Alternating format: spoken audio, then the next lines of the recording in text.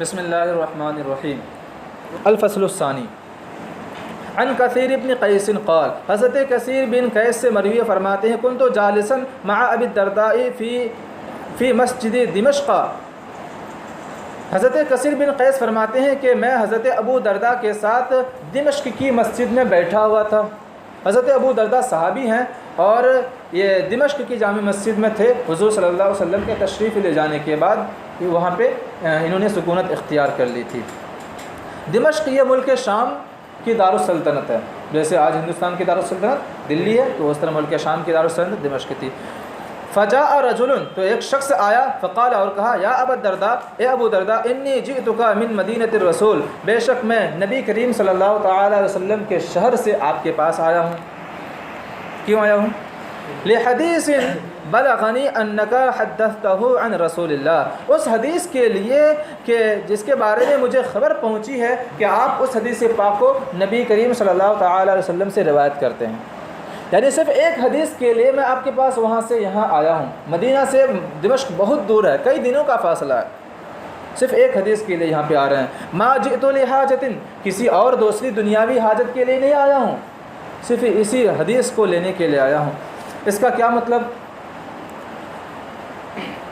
اس کا دو مطلب ہو سکتا ہے۔ اس کا مطلب ایک تو یہ ہو سکتا ہے کہ یہ حدیث پاک اس آنے والے آدمی کو اجمالاً معلوم تھی لیکن تفصیلاً معلوم نہیں تھی، تو تفصیل جاننے کے لیے آپ کے پاس آیا ہوں۔ بات سمجھ آ گئی؟ اچھا، ایک مطلب۔ دوسرا مطلب یہ ہے کہ اس آدمی کو، آنے والے شخص کو، وہ حدیث پاک تفصیل کے ساتھ معلوم تھی لیکن سند میں بیچ میں کئی لوگ آ جا رہے تھے، تابعی بھی آ جا رہے تھے، صحابی بھی آ جا رہے تھے، تو میں آپ کے پاس اس لیے آیا ہوں تاکہ اس حدیث پاک کو ایک سند سے حضور صلی اللہ تعالی وسلم تک پہنچ جاؤں، کیونکہ آپ صحابی ہیں، تو سند کو کم کرنے کے لیے آپ کے پاس آیا ہوں، کیونکہ سند بھی کیا ہے؟ دین کا حصہ ہے۔ بیان کیا جاتا ہے الاسناد من الدین، سند کیا ہے؟ دین کا حصہ ہے۔ یہ سند اسی امت کی خصوصیت ہے، پہلے امتوں میں نہیں تھی۔ اس سند کی وجہ سے علم میں پختگی آ گئی، اس میں کوئی شک و شبہ کی بات نہیں رہتی ہے۔ بات سمجھ آ گئی؟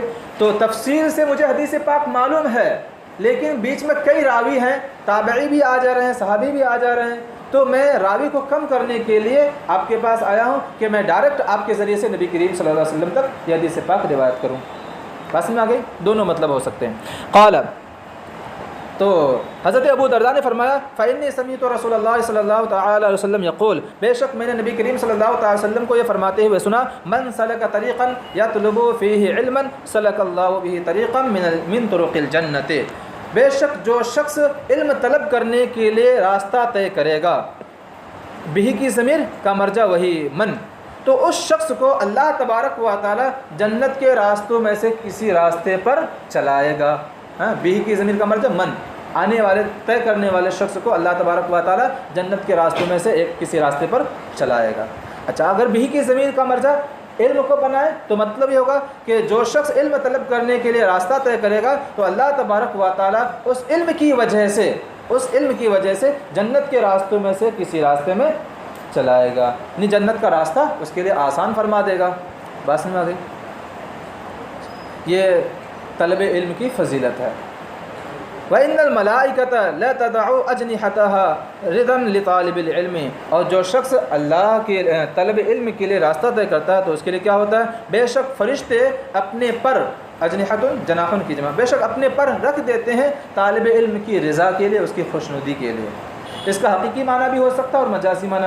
حقیقی معنی یہ ہوگا کہ بے شک واقعی میں فرشتے اپنے پر نیچے رکھ دیتے ہیں تاکہ آئیں فرشتے اور طالب علم کی دل جوئی ہو جائے، طالب علم کی باتیں سنیں۔ بات میں آ گئی؟ اور مجازی معنی بھی ہو سکتا ہے۔ مجازی معنی یہ کہ فرشتے ان کے لیے تواضع اور انکساری کرتے ہیں، پر رکھنے سے مراد تواضع اور انکساری کرنا۔ اور ایک تیسرا معنی بھی ہو سکتا ہے کہ پر رکھنے سے مراد مدد کرنا، یعنی فرشتے ان کی مدد کرتے ہیں، طالب علم کی مدد کرتے ہیں، تینوں ہو سکتا ہے۔ وَإِنَّ الْعَالِمَ يَسْتَغْفِرُ لَهُ مَنْ فِي السَّمَاوَاتِ وَمَنْ فِي الْأَرْضِ وَالْحِيتَانُ فِي جَوْفِ الْمَاءِ، اور بے شک عالم کے لیے مغفرت طلب کرتے ہیں وہ تمام جو آسمانوں میں ہیں اور وہ تمام جو زمینوں میں ہیں۔ آسمانوں میں فرشتے اور زمینوں میں زمین کے تمام مخلوقات، اچھا، اس سے یہ شبہ ہو سکتا ہے کہ زمین و آسمان کے تمام مخلوقات عالم کے لیے مغفرت طلب کرتے ہیں، پانی کے مخلوقات طلب نہیں کرتے ہیں، تو اس کا جواب دے دیا والحیتان فی جوف الماء، کوئی یہ نہ سمجھے کہ پانی کے مخلوقات مغفرت طلب نہیں کرتے ہیں، بلکہ پانی کے پیٹ میں مچھلیاں بھی مغفرت طلب کرتی ہیں۔ یہاں پہ صرف مچھلیوں کا ذکر ہے، ورنہ مراد کیا ہے؟ پانی کی تمام مخلوقات۔ وَإِنَّ فَضْلَ الْعَالِمِ عَلَى الْعَابِدِ كَفَضْلِ الْقَمَرِ لَيْلَةَ الْبَدْرِ عَلَى سَائِرِ الْكَوَاكِبِ، اور بے شک عالم کی فضیلت ایک عابد پر اسی طرح ہے جس طرح کے چاند کی فضیلت 14ویں رات میں تمام ستاروں پر ہے۔ ٹھیک ہے، جس طرح 14ویں رات میں چاند تمام ستاروں پر غالب رہتا ہے، چاند کی روشنی سب سے زیادہ رہتی ہے، اسی طرح ایک عالم کی فضیلت عابد پر ہوتی ہے۔ عالم سے مراد کون ہے اور عابد سے مراد کون ہے؟ عابد سے مراد فاسق عالم اور بے دین عالم نہیں ہے، بلکہ عالم سے مراد وہ عالم ہے جو ضروری عبادات پر عمل کرنے کے بعد جو خالی اوقات بچتے ہوں، ان اوقات کو تبلیغی دین کے لیے صرف کرتا ہو۔ ٹھیک ہے، اور عابد سے مراد جاہل عابد نہیں ہے، بلکہ عابد سے مراد وہ ہے جو فرض علوم کا علم رکھتا ہو اور جو زائد اوقات ہیں، جو خالی اوقات ہیں، ان اوقات میں عبادات کرتے ہو، نفلی عبادات کرتا ہو۔ بس میں آ گئی، عالم سے مراد جاہل بے عمل عالم یا فاسق عالم نہیں ہے۔ ٹھیک ہے، اور عابد سے مراد جاہل عابد نہیں ہے۔ اچھا، کیوں ایسا ہے؟ وجہ اس کی یہ ہے کہ عابد جو عبادات کرتا ہے یہ صرف اپنے فائدے کے لیے کرتا ہے، لیکن عالم جو محنت اور کوشش کرتا ہے دوسروں کے فائدے کے لیے، اس وجہ سے اس کا مرتبہ اور مقام زیادہ ہے۔ بات سمجھ آ گئی؟ وَإِنَّ الْعُلَمَاءَ وَرَثَةُ الْأَنْبِيَاءِ، اور بے شک علماء کرام انبیاء کرام کے وارث ہیں۔ وَإِنَّ الْأَنْبِيَاءَ لَمْ يُوَرِّثُوا دِينَارًا وَلَا دِرْهَمًا، بے شک انبیاء کرام نے دینار کا وارث نہیں بنایا، نہ درہم کا وارث بنایا۔ انبیاء کرام دینار و درہم کے مالک تھے، زمین و جائیداد کے مالک تھے، لیکن جب اس دنیا سے ظاہری زندگی سے گئے تو کسی کو وارث نہیں بنایا، بلکہ ان کی ملکیت، ان کی ساری چیزیں یہ دین کے لیے وقف تھی، وہ کیا بولتے ہیں، مال وقف ہو جاتا تھا۔ وَإِنَّمَا وَرَّثُوا الْعِلْمَ، بلکہ انہوں نے علم کا وارث بنایا، لوگوں کو اپنی وراثت میں علم عطا فرمایا۔ فَمَنْ أَخَذَهُ أَخَذَ بِحَظٍّ وَافِرٍ، تو جس نے علم کو حاصل کیا تو بہت زیادہ حصہ لے لیا۔ بس سمجھ آ گئی؟ حدیث پاک کے تمام الفاظ کا معنی بتا دیا، اس کی وضاحت ہو گئی۔ اب یہ حدیث پاک کیا ہے؟ جو آدمی آئے تھے حدیث پاک حاصل کرنے کے لیے کہ اس حدیث پاک کے بارے میں تفصیل سے جان لوں یا اس کی سند حاصل کر لوں، کیا ان کا مطلب یہی حدیث پاک ہے یا ان کا مطلب کوئی اور دوسری حدیث پاک ہے؟ تو یہ بھی ہو سکتا ہے کہ اس آدمی کا مطلب یہی حدیث پاک ہو اور حضرت ابو درداء نے ان کے بعد اس حدیث پاک کو بیان کر دیا۔ ٹھیک ہے، اور یہ بھی ہو سکتا ہے کہ اس آدمی کا مطلب یہ حدیث پاک نہ ہو بلکہ کوئی اور حدیث پاک ہو، تو پھر حضرت ابو درداء نے اس حدیث پاک کو کیوں بیان کیا؟ اس حدیث پاک کو اس لیے بیان کیا تاکہ ان کو ان کی عزت اور ان کی فضیلت معلوم ہو جائے کہ علم طلب کرنے والوں کی فضیلت کیا ہے، وہ اس حدیث پاک سے سن لیجئے۔ آپ کا مقام اور مرتبہ کیا ہے، یہ حدیث پاک سن لیجئے۔ بس میں آ گئی؟ تو ان کا مطلب کوئی اور حدیث ہوگی اس حدیث پاک کے مطابق، اس روایت کے مطابق، تو ان کا مطلب یہاں پہ بیان نہیں کیا گیا بلکہ فضیلت علم کے بارے میں حدیث پاک بیان کر دی گئی۔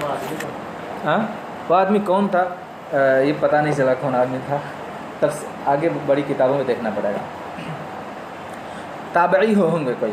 ہاں، وعن ابی امامۃ الباہلی، اور حضرت ابو امامہ باہلی سے مروی ہے، فرماتے ہیں ذکر لرسول اللہ صلی اللہ تعالی علیہ وسلم رجلان، نبی کریم صلی اللہ تعالی وسلم کے لیے دو آدمیوں کا تذکرہ کیا گیا، دو آدمی خاص دو آدمی نہیں بلکہ مطلقاً دو آدمیوں کا ذکر کیا گیا کہ ایک آدمی عابد ہے اور ایک آدمی عالم ہے۔ کیا فضیلت ہے؟ احدہما عابد، ان میں سے ایک عابد ہے، والآخر عالم، اور ان میں سے ایک عالم ہے۔ عابد سے مراد کون ہے اور عالم سے مراد کون ہے؟ اس سے پہلے حدیث میں واضح ہو چکا۔ فقال رسول اللہ، آپ نے ارشاد فرمایا فضل العالم علی العابد کفضلی علی ادناکم، بے شک عالم کی فضیلت عابد پر اسی طرح ہے جس طرح کہ میری فضیلت تم میں سے ادنا پر ہے، تم میں سے سب سے زیادہ کم درجے والے پر ہے۔ بات سمجھ آ گئی؟ حضور صلی اللہ علیہ وسلم کی فضیلت امت پر مختلف جہت سے ہے، مختلف طریقے سے۔ آپ صلی اللہ علیہ وسلم کی فضیلت صحابہ کرام پر کچھ زیادہ ہے اور تابعین کرام پر کچھ اور ہی زیادہ ہے، صحابہ کے مقابلے میں کچھ اور زیادہ ہے، اور تبع تابعین پر کچھ اور زیادہ ہے، اور ان سے کم لوگوں، ان کے بعد والے لوگوں پر حضور صلی اللہ علیہ وسلم کی فضیلت کچھ اور زیادہ ہے ان کے مقابل میں، صحابہ کرام کے مقابل میں. تو حضور صلی اللہ علیہ وسلم ارشاد فرما رہے ہیں کہ میری فضیلت تم میں سے جو سب سے ادنا درجہ ہے ان کے درمیان جو فضیلت ہے وہی فضیلت ایک عالم اور ایک عابد کے درمیان ہے. بس سمجھ آگئی. ثم قال رسول اللہ صلی اللہ علیہ وسلم، پھر آپ صلی اللہ علیہ وسلم نے ارشاد فرمایا ان اللہ وملائکتہ واہل السماوات والارض حتى النملة في جحرها وحتى الحوت لا يصلون على معلم الناس الخير. بے شک فرشتے، بے شک اللہ تبارک و تعالیٰ، اس کے فرشتے، آسمان والے، زمین والے، یہاں تک کہ چوٹی اپنی بل میں، یہاں تک کہ مچھلی پانی میں نہیں ہے لیکن مراد وہی ہے، پانی میں درود پڑھتے ہیں، رحمت کی دعا کرتے ہیں لوگوں کو بھلائی کی تعلیم دینے والے پر، لوگوں کو بھلائی کی تعلیم دینے والے پر درود پڑھتے ہیں.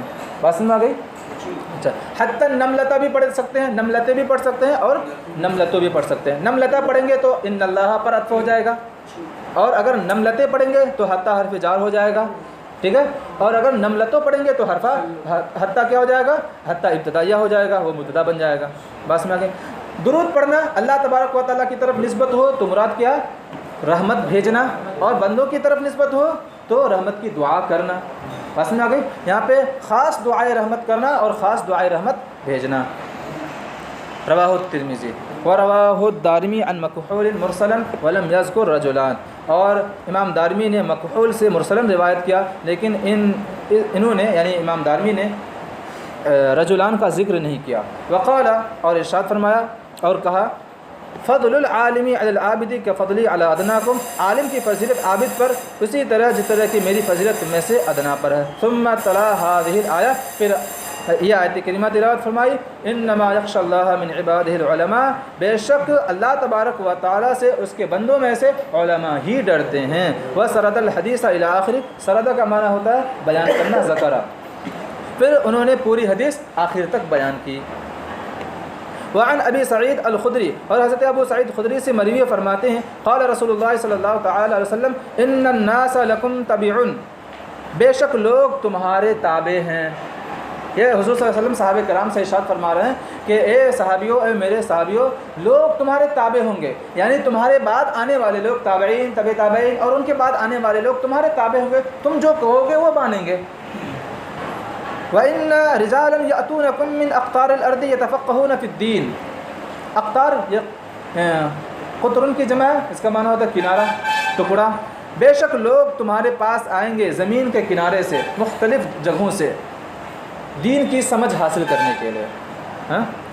فَإِذَا أَتَوْكُمْ فَاسْتَوْصَوْا بِهِمْ خَيْرًا. تو جب وہ تمہارے پاس دین کا علم حاصل کرنے کے لیے آئے تو تم انہیں بھلائی کی تاکید کرنا، بھلائی کا حکم دینا. بات سمجھ آ گئی کہ میرے چلے جانے کے بعد اب تم ہی مرجع خلائق رہے گے، تم ہی مخزن علم و فن رہو گے، تو لوگ تمہارے پاس دور دور سے علم حاصل کرنے کے لیے آئیں گے. تو جو میں نے تمہیں علم عطا کیا وہ علم تم انہیں بتا دینا. بات سمجھ آ گئی. رواہ الترمذی. وعن ابی ہریرہ قال، اور حضرت ابو ہریرہ سے مروی فرماتے ہیں قال رسول اللہ صلی اللہ تعالی علیہ وسلم الکلمۃ الحکمۃ ضالۃ الحکیم. یہ الکلمۃ الحکمۃ، یہ لفظ قلب کر دیا گیا ہے، قلب کر دیا گیا، اصل میں ہے کلمۃ الحکمت، حکمت کی بات. حکمت کی بات سے مراد کیا ہے؟ علم دین. ضالۃ کا معنی ہوتا ہے گمشدہ چیز. حکمت کی بات یعنی علم دین گمشدہ چیز ہے. کس کی؟ حکیم کی. حکیم کی گمشدہ چیز ہے یہ. فحیث وجدہا فہو احق بہا. تو حکیم اس علم کو جہاں بھی پائے وہ اس کا زیادہ حقدار ہے. اس کا زیادہ حقدار ہے. اس سے کیا بتانا چاہ رہے ہیں؟ اس سے یہ بتانا چاہ رہے ہیں کہ مثال کے طور پر میرا یہ موبائل گم ہو گیا، تو یہ موبائل میری گمشدہ ہے، میری گمشدہ چیز ہے. تو یہ موبائل جس کے بھی پاس پاؤں گا تو اس موبائل کا زیادہ حقدار میں رہوں گا. اگر یہ موبائل بڑے اعلیٰ نسب والے کے پاس ملے جب بھی اس موبائل کا حقدار میں رہوں. اگر کسی ادنا درجے کے پاس ملے تب بھی اس موبائل کا حقدار میں ہی ہوں. اور کسی سب سے خراب درجے والے انسان کے پاس یہ موبائل ملے جب بھی اس کا حقدار کیا ہوں؟ میں ہی رہوں گا۔ تو اسی طرح علم کیا ہے؟ حکیم کی ایک انسان کی گمشدہ چیز ہے، تو علم جہاں سے بھی ملے وہ حاصل کر لے، چاہے عالم باعمل ہو، چاہے عالم بے عمل ہو، چاہے عالم فاسق ہو، چاہے عالم باعمل ہو، جس کے پاس بھی علم مل جائے وہ حکیم کی گمشدہ بات رہتی ہے۔ یہ نہیں دیکھا جاتا ہے کہ کس کے پاس سے مل رہا ہے، بلکہ یہ دیکھا جاتا ہے کہ وہ مجھے گمشدہ چیز مل رہی کہ نہیں مل رہی ہے۔ بات سمجھ آ گئی؟ تو اس سے اس بات کی طرف اشارہ کرنا چاہ رہے ہیں کہ علم جہاں سے بھی مل جائے تم حاصل کر لو، چاہے عالم باعمل سے، چاہے عالم بے عمل سے، عالم فاسق سے۔ من قال مت دیکھو، ما قال دیکھو، کس نے کہا یہ مت دیکھو، کیا کہا یہ دیکھو۔ بات سمجھ آ گئی؟ ہاں، اس سے مراد اس میں عالم بے دین شامل نہیں ہوں گے، بدعتی عالم شامل نہیں ہوگا، ٹھیک ہے؟ دیوبندی وغیرہ وہابیہ وغیرہ اس میں شامل نہیں ہوں گے۔ چلیے، رواہ الترمذی و ابن ماجہ وقال الترمذی، امام ترمذی نے فرمایا ھذا حدیث غریب، یہ حدیث غریب ہے۔ و ابراہیم بن فضل الراوی یضعف فی الحدیث، اور ابراہیم بن فضل یہ ایسے راوی ہیں جنہیں ضعیف مانا جاتا ہے حدیث کے تعلق سے، یعنی حدیث کے باب میں ان کو ضعیف شمار کیا جاتا ہے، بلکہ دوسرے معاملات الگ ہیں۔ بس ایک حدیث پاک پڑھ لیجیے۔ وعن ابن عباس قال، اور حضرت عبداللہ ابن عباس سے مروی فرماتے ہیں قال رسول اللہ صلی اللہ تعالی وسلم، اللہ کے نبی نے ارشاد فرمایا فقیہ واحد اشد علی الشیطان من الف عابد، ایک فقیہ شیطان پر 1000 سے زیادہ سخت ہے، یعنی ایک فقیہ ایک طرف ہو اور ایک طرف 1000 عابد ہوں، تو جب بھی فقیہ شیطان پر غالب ہو جائے گا لیکن عابدین غالب نہیں ہو پائیں گے۔ عابدین سے مراد وہی جو بتایا تھا نا، کیونکہ فقیہ جو ہوتا ہے نا خود بھی مسائل حل کر سکتا ہے اور خود بھی بچ سکتا ہے اور اپنے علم کے ذریعے سے دوسروں کو بھی بچا سکتا ہے شیطان سے، وہ شیطان کی وجہ سے وہ گمراہ نہیں ہو پائے گا، خود بھی بچے گا اور دوسروں کو بھی بچائے گا، برخلاف عابد کے کہ وہ بہت جلدی گمراہ ہو سکتا ہے۔ اس بنیاد پر فرمایا رواہ الترمذی و ابن ماجہ۔ وعن انس قال قال رسول اللہ صلی اللہ تعالی علیہ وسلم، حضرت انس رضی اللہ تعالیٰ عنہ سے مروی و فرماتے ہیں نبی کریم صلی اللہ تعالیٰ علیہ وسلم نے ارشاد فرمایا طلب العلم فریضۃ علی کل مسلم، علم کا طلب کرنا واجب ہے ہر مسلمان پر، ضروری ہے ہر مسلمان پر۔ مسند امام اعظم ابو حنیفہ میں مسلمتن کا بھی لفظ آگے ہے، یعنی علی کل مسلم و مسلمتن، ہر مسلمان مرد اور عورت پر فرض ہے، اور اگر مسلمین کا لفظ نہ مانے تو یہاں پر عورت بھی شامل ہے، مرد کو غلبہ دے دیا گیا، ٹھیک ہے؟ علم کا طلب کرنا فرض ہے، اس کا کیا مطلب ہے؟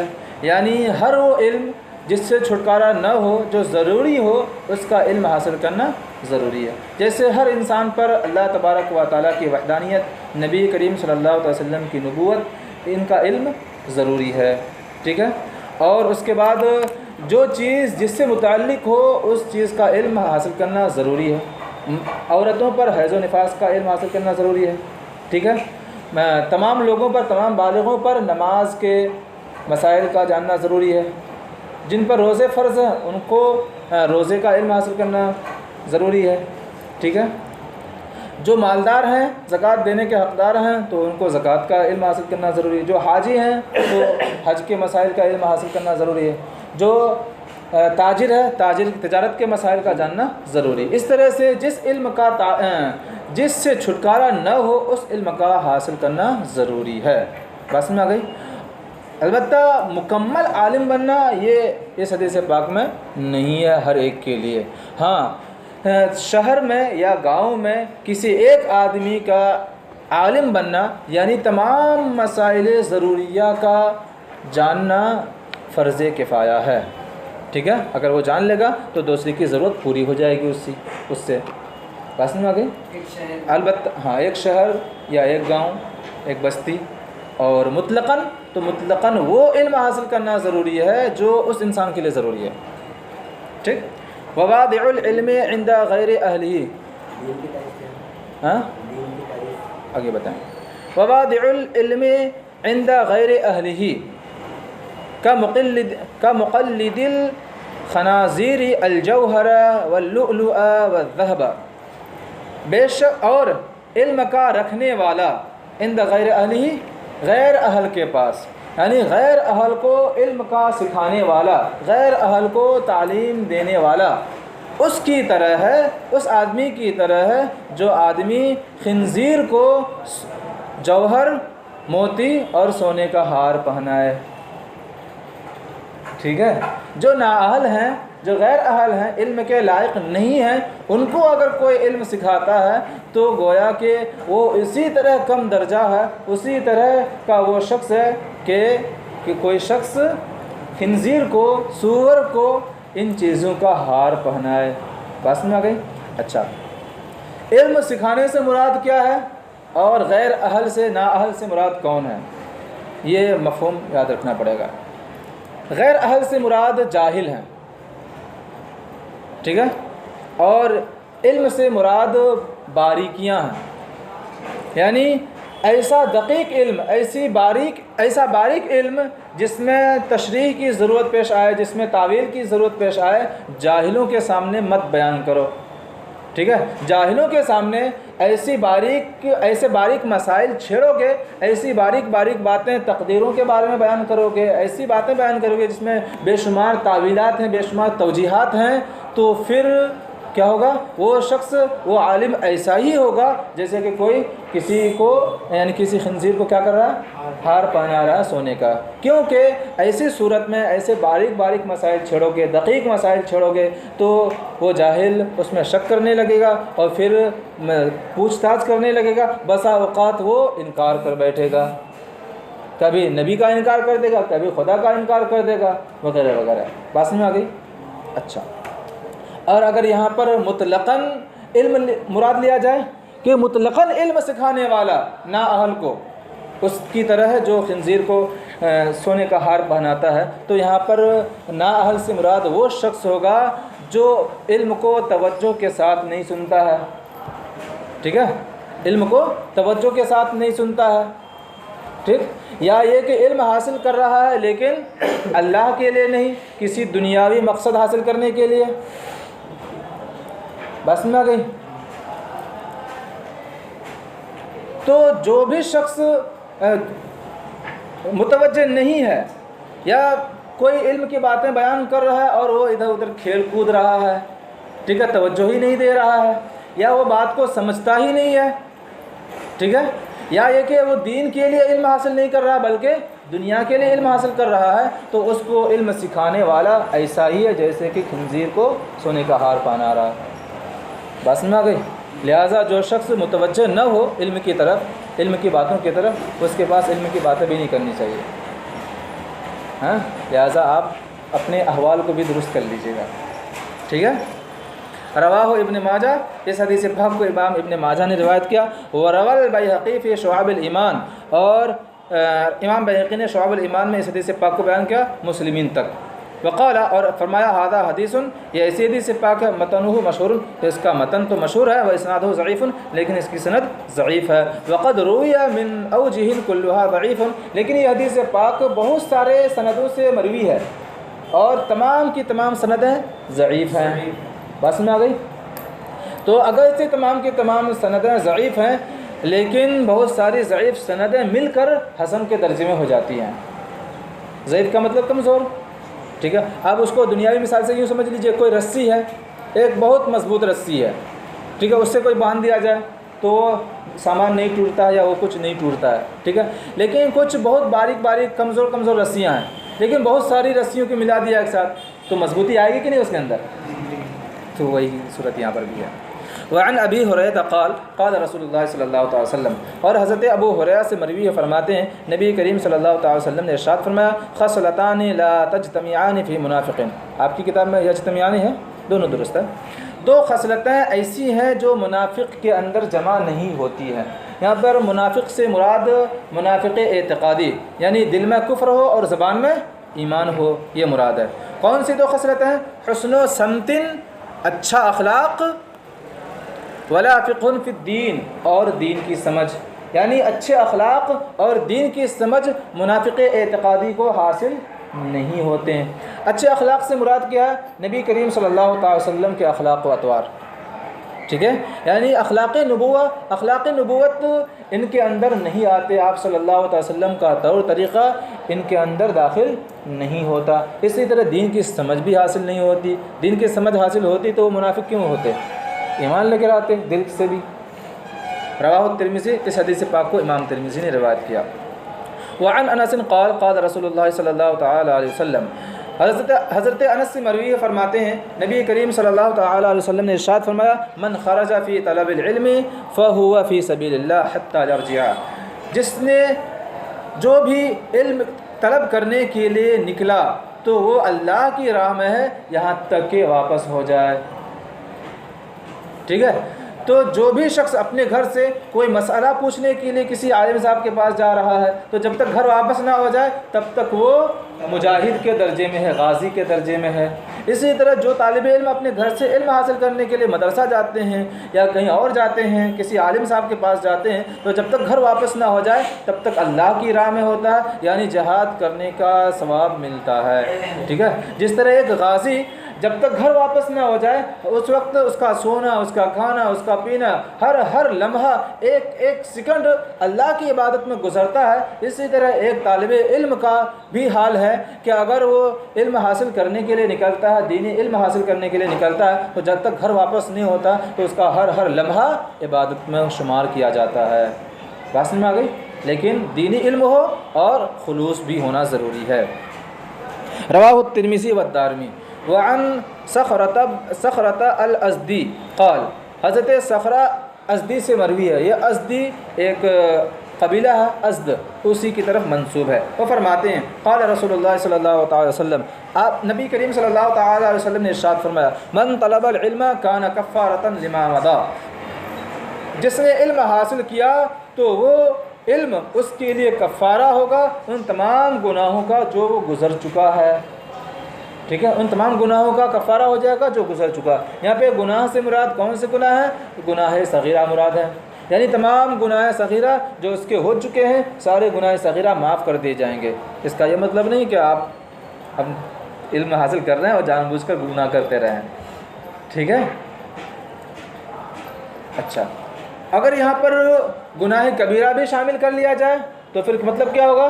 مطلب یہ ہوگا کہ وہ علم حاصل کرنا اس کے تمام گناہ صغائر و کبائر کا کفارہ ہوتا ہے، تو اس وقت مطلب یہ ہوگا کہ اللہ تبارک و تعالی علم حاصل کرنے کی وجہ سے ایسی توفیق عطا فرمائے گا کہ گناہ صغائر اور گناہ کبائر ختم ہو جائیں گے۔ ٹھیک ہے، گناہ صغائر تو ایسے ہی ختم ہو جائیں گے، اور گناہ کبائر کیسے ختم ہوتے ہیں؟ توبہ کرنے کی وجہ سے، تو اللہ تبارک و تعالی توبہ کی توفیق عطا فرما دے گا۔ چلے، رواہ الترمذی والدارمی وقال الترمذی، امام ترمذی نے فرمایا ھذا حدیث ضعیف الاسناد، یہ ایسی حدیث سے پاک ہے کہ اس کی سند ضعیف ہے۔ ٹھیک ہے، وابو داود الراوی یضعف، اور ابو داود ایسے راوی ہیں جو ضعیف سمجھے جاتے ہیں حدیث کے تعلق سے۔ یہ ابو داود کون ہے؟ یہ سنن ابی داود والے نہیں ہیں۔ سنن ابی داود ایک کتاب ہے نا جو مشہور سیاہ ستہ میں سے ہے، اگر وہ کتاب اگر ان کی ہو جائے تو ساری کتاب ضعیف ہو جائے گی نا، کیونکہ راوی ضعیف ہیں تو ان کی ساری حدیثیں ضعیف ہو جائیں گی، حالانکہ وہ کتاب کیا ہے؟ سیاہ ستہ میں سے ہے۔ تو یہ ابو داود کوئی اور ہیں اور سیاہ ستہ والے ابو داود کوئی اور ہیں۔ سیاہ ستہ والے ابو داود جو کتاب ہے ان کے مصنف کا نام ہے سلیمان بن اشعث سجستانی، سلیمان بن اشعث سجستانی۔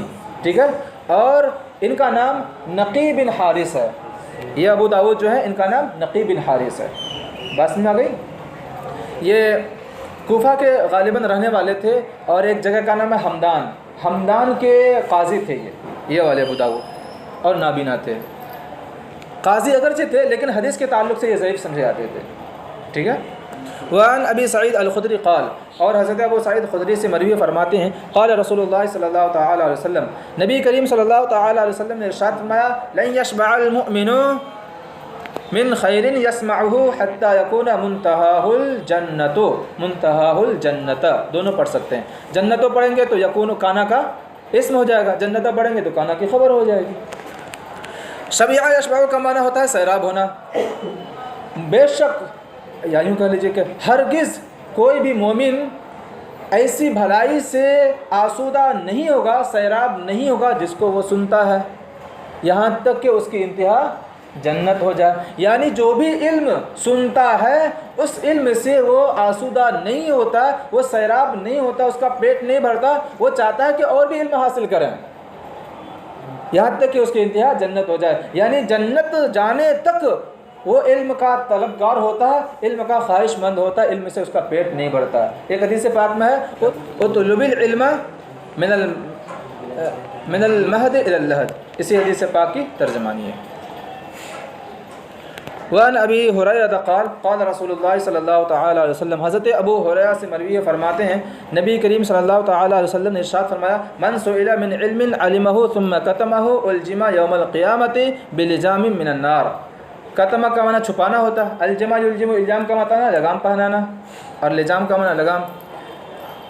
بے شک نبی کریم صلی اللہ تعالی علیہ وسلم نے ارشاد فرمایا جس شخص سے اس علم کے بارے میں پوچھا جائے جس کو اس نے سیکھا، یعنی سیکھا ہوا علم ہے اور اس کے بارے میں کوئی مسئلہ پوچھ رہا ہے، ثم کتمہ، پھر اس نے چھپا دیا، یعنی کوئی مسئلہ پوچھ رہا اور بتایا نہیں، الجم یوم القیامت بلجام من النار، تو قیامت کے دن اسے آگ کا لگام پہنایا جائے گا۔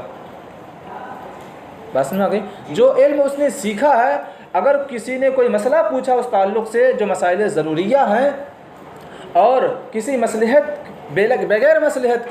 بغیر کسی مصلحت کے اگر وہ مسئلہ نہیں بتا رہا ہے تو اس کو یہ عذاب دیا جائے گا آخرت میں، ٹھیک ہے؟ اس کی وجہ یہ ہے کہ دنیا میں اس نے خاموشی کا لگام پہن لیا تو آخرت میں اس کے بدلے میں اسے آگ کا لگام پہنایا جائے گا، ٹھیک ہے؟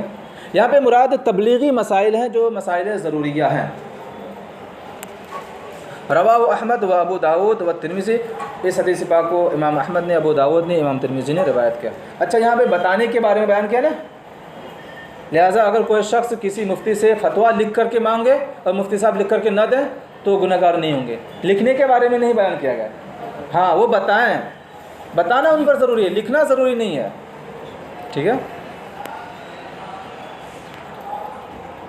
وعن کعب بن مالک،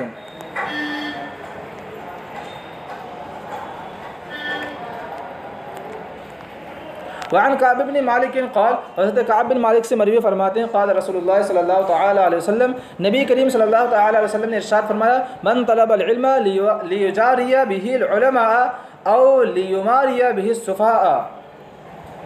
جارا یجاری مجارات کا معنی ہوتا ہے مقابلہ کرنا، ٹھیک ہے؟ اور مارا یماری مبارہ کا معنی ہوتا ہے جھگڑنا۔ آپ صلی اللہ تعالی علیہ وسلم نے ارشاد فرمایا جس شخص نے علم حاصل کیا اس لیے تاکہ اس علم سے علماء کرام سے مقابلہ کرے تاکہ لوگوں کو معلوم ہو کہ ہاں یہ تو بہت بڑا عالم ہے بھائی، علماء کرام سے مقابلہ کر رہا ہے، ہاں تعصب کی بنیاد پر مقابلہ کرے یا اپنی عزت یا اپنا مقام بلند کرنے کے لیے مقابلہ کرے علماء کرام سے، او لیماری به السفہاء، یا اس نے علم حاصل کیا کہ اس علم کے ذریعے سے بیوقوفوں سے، جاہلوں سے جھگڑنے کے لیے، او یصرف به وجوہ الناس الیہ، یا اس لیے علم حاصل کیا تاکہ اس علم سے لوگوں کے چہرے اپنی طرف پھیر لے، یعنی لوگ اس کی طرف متوجہ ہو جائیں، لوگ ان کو بڑا عالم کہیں، ہاں کہ بہت بڑا عالم ہے، تو اس شخص کے لیے کیا ہوگا؟ ادخلہ اللہ النار، تو ایسے شخص کو اللہ تبارک و تعالی جہنم میں داخل فرمائے گا۔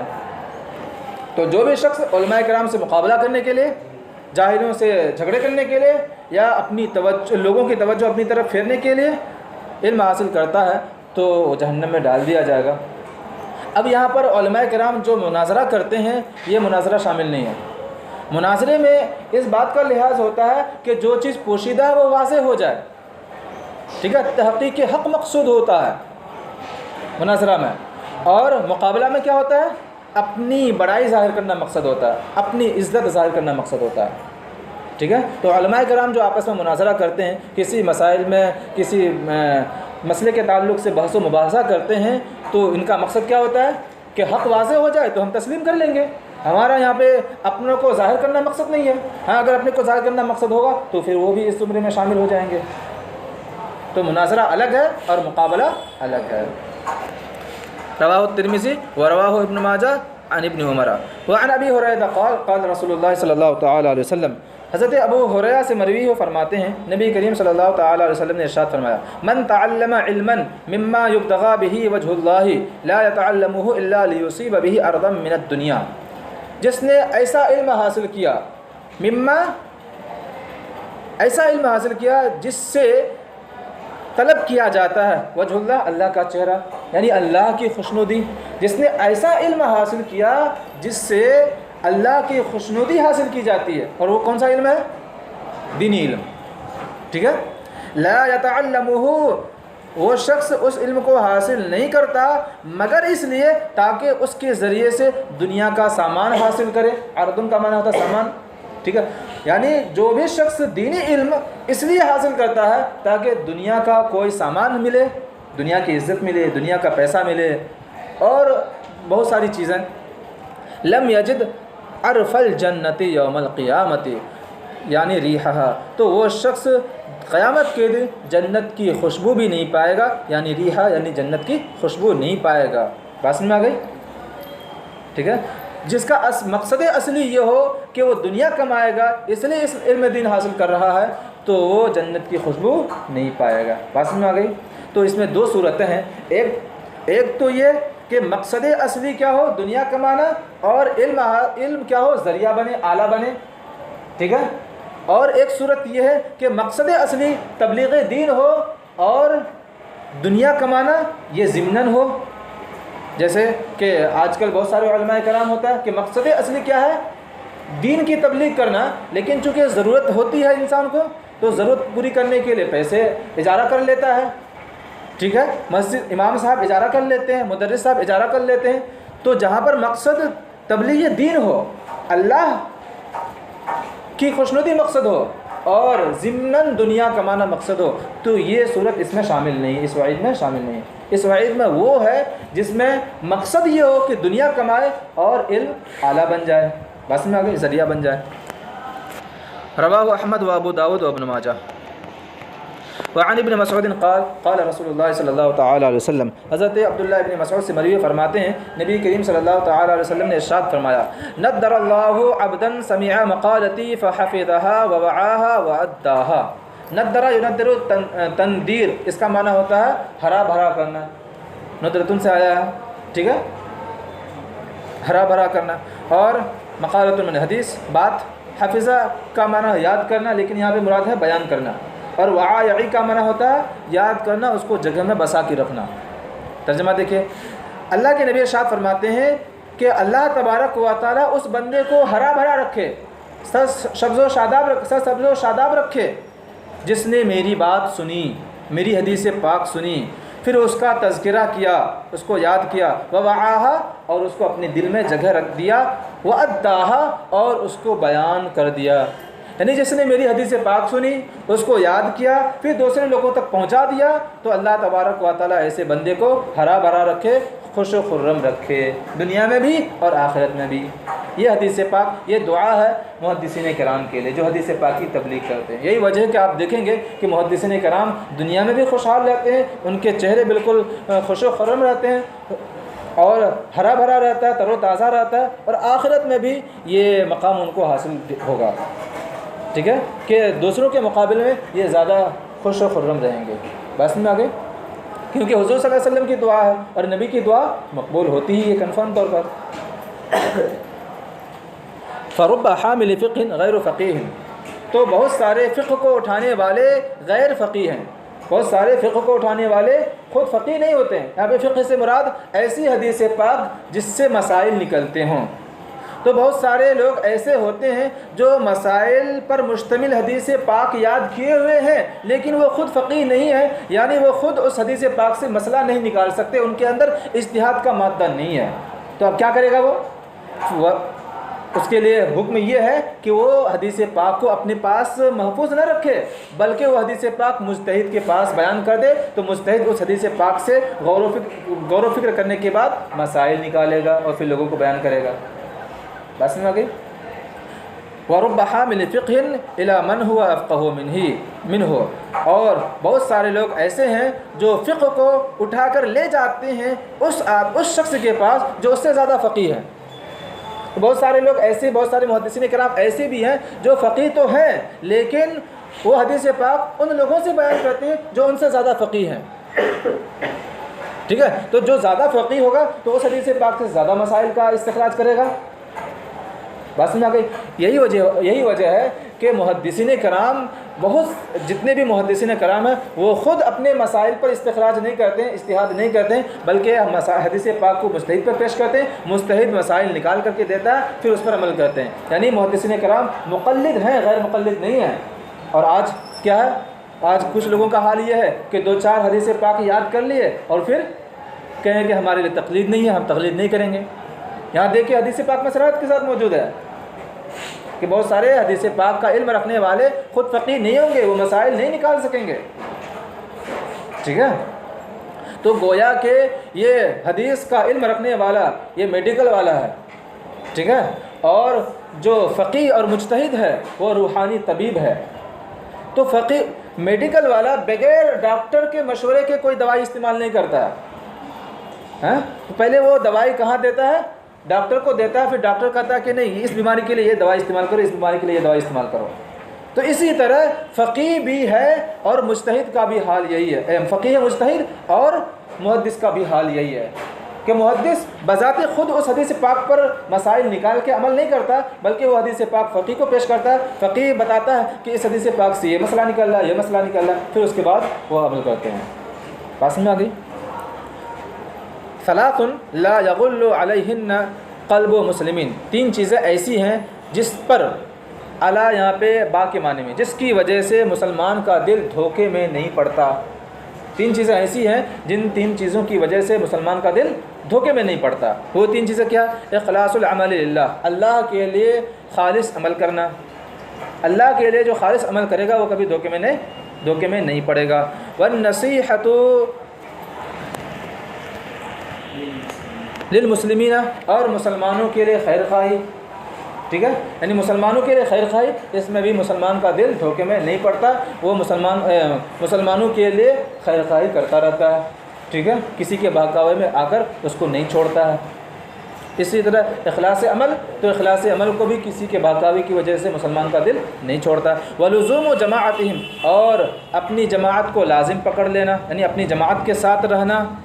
یعنی کوئی بھی مومن مسلمان کا دل جماعت سے ہٹتا نہیں ہے، کیونکہ جماعت سے ہٹے گا تو شیطان کا بھیڑیا اس کو کھا جائے گا، اس کو بدعقیدہ بنا دے گا، جیسا کہ اس سے پہلے ہم پڑھ چکے ہیں. فإن دعوتهم تحيط من وراءهم، کیونکہ ان کی دعا یعنی جماعت کی دعا شامل ہوتی ہے ان تمام لوگوں کو جو ان کے علاوہ ہیں، ٹھیک ہے؟ جماعت ہے، جماعت میں کوئی ایک ہی بندہ دعا کرتا ہے، اگر اس کی دعا قبول ہو جائے تو ساری جماعت والے کے لیے حق میں وہ دعا قبول ہو جاتی ہے. برخلاف جو تنہائی میں دعا کرے تو اگر دعا اس کی قبول ہوگی تو اسی کے حق میں دعا قبول ہوگی. بس سمجھ آ گئی؟ تو یہ 3 چیزیں ایسی ہیں کہ جس کی وجہ سے مسلمان کا دل دھوکے میں نہیں پڑتا. رواہ الشافعی والبیہقی فی المدخل، مدخل ایک کتاب کا نام ہے نا. ورواہ احمد والترمذی وابو داود وابن ماجہ والدارمی، ان حضرات نے روایت کیا ان زید بن ثابت سے روایت کیا. الا ان الترمذی و ابا داود لم یذکرا، لیکن امام ترمذی نے اور ابو داود نے اس لفظ کو بیان نہیں کیا. وہ کون سا لفظ؟ ثلاث لا یغل علیہن الی آخر. یہ پوری حدیث پاک یہاں سے لے کر کے یہاں آخر تک ان دونوں حضرات نے اپنی روایت میں بیان نہیں کیا. وعن ابن مسعود قال، حضرت عبداللہ ابن مسعود سے مروی فرماتے ہیں سمعت رسول اللہ صلی اللہ تعالی علیہ وسلم یقول، میں نے نبی کریم صلی اللہ تعالی علیہ وسلم کو یہ فرماتے ہوئے سنا، نضر اللہ امرأ سمع منا شیئا فبلغہ کما سمعہ، اللہ تبارک و تعالی اس بندے کو ہرا بھرا رکھے جس نے ہم سے کوئی بات سنی پھر اس کو پہنچا دیا. ٹھیک ہے، یہاں پہ غور کیجیے کیا فرمایا آپ نے؟ ہم سے میں صحابہ بھی شامل ہیں اور تابعین بھی شامل ہیں. ٹھیک ہے، لہٰذا ہم سے منا کی وجہ سے حدیث مرفوع بھی شامل ہے، حدیث موقوف بھی شامل ہے اور حدیث مقطوع بھی شامل ہو جائے گا. بات سمجھ آ گئی؟ اچھا، کما سمعوا، اسی طرح پہنچ جائے جس طرح اس نے سنا ہے، کوئی رد و بدل نہ کرے. اسی حدیث پاک کی بنیاد پر امام مالک اور دوسرے حضرات نے یہ فرمایا کہ روایت بالمعنی کرنا درست نہیں ہے، لفظ کو ہٹا دے اور اس کے معنی میں کوئی لفظ بیان کر دے. ٹھیک ہے، روایت باللفظ ضروری ہے، یعنی جیسا آپ حضور صلی اللہ علیہ وسلم نے ارشاد فرمایا انہی الفاظ کے ساتھ روایت کرنا ضروری ہے، کیونکہ آپ نے کیا ارشاد فرمایا؟ کما سمعہ، جیسا سنا ہے، لفظ میں تبدیلی نہ کرے. بعض حضرات نے کہا کہ روایت بالمعنی کرنا درست ہے، یعنی لفظ کو بدلتے اور اسی معنی کو ادا کرنے والا کوئی دوسرا لفظ بیان کر دے، تو ایسی صورت میں روایت بالمعنی کرنا درست ہے، لیکن احتیاط پہلے والے قول میں ہے کہ روایت باللفظ ہی کرے۔ بات سمجھ میں آ گئی؟ فرب مبلغ اوعى له من سامع، مبلغ کا معنی جس کو پہنچایا جائے، تو بہت سارے ایسے لوگ جن تک حدیث پہنچائی گئی، اوعى له من سامع، اس حدیث پاک کی زیادہ حفاظت کرتے ہیں سننے والے سے، یعنی جس نے حدیث پاک سنی ہے اس سے کہیں زیادہ اس حدیث پاک پر عمل کرنے والا کون شخص ہے؟ وہ جس پر حدیث پاک پہنچا رہا، یعنی فقیہ۔ بات میں آ گئی؟ رواہ الترمذی، اس حدیث پاک کو امام ترمذی نے روایت کیا۔ کیا فرما رہا ہے؟ اوعى میں وعا یعی، اس سے پہلے پڑھا نا، وعا یعی میں حفاظت کرنا، دل میں بسا کے رکھنا، اسی سے اس میں تفضیل کا صیغہ ہے، ٹھیک ہے، زیادہ یاد کرنے والا، زیادہ حفاظت کرنے والا۔ اوعیو تھا اصل میں، افعلو کے وزن پر۔ رواہ الترمذی و ابن ماجہ و رواہ الدارمی و عن ابی الدرداء۔ اچھا، روایت بالمعنی کرنے میں بہت کبھی کبھی نقصان ہو جاتا ہے، جیسے حضرت وائل بن حجر نے ایک حدیث پاک روایت کی، مد بہا صوتہ او کما قال، یعنی تو بعض حضرات نے اس حدیث پاک کو روایت بالمعنی کیا اور کہا رفع بہا صوتہ، بہا کی ضمیر آمین کی طرف، یعنی حضور صلی اللہ تعالی علیہ وسلم نے آمین میں اپنی آواز کو بڑھایا، مدہ کا معنی کھینچنا، یعنی حضور صلی اللہ تعالی علیہ وسلم نے الف کو کھینچ کر پڑھا آمین، لیکن اس حدیث پاک کو روایت بالمعنی کرنے والوں نے کیا کر دیا؟ مدہ کی جگہ پر رفع کر دیا، تو معنی کیا ہو گیا؟